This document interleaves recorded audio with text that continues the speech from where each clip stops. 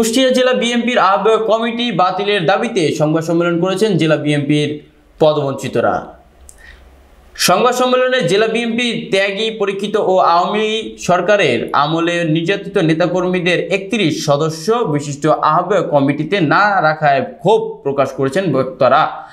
আজ বেলা 12:30টায় কুষ্টিয়া জেলা শহর NS রোড সংলগ্ন একটি রেস্টুরেন্টে এই সংবাদ সম্মেলন অনুষ্ঠিত হয়। বিএনপির বঞ্চিতদের এই সংবাদ সম্মেলনে বক্তারা বর্তমান আহ্বায়ক কমিটি বাতিলের দাবিতে জানুয়ারি-মার্চ ব্যাপী 3 দিনের বিক্ষোভ মিছিল, সমাবেশ ও অনশন কর্মসূচি ঘোষণা করেন।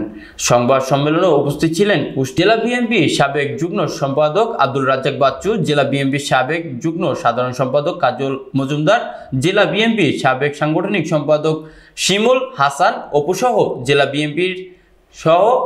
জেলা বিএনপির পদবঞ্চিতরা এ সময় উপস্থিত ছিলেন। পতনের পরে 5ই আগস্টের পরে একটি নতুন কমিটি ঘোষণা করা হলো।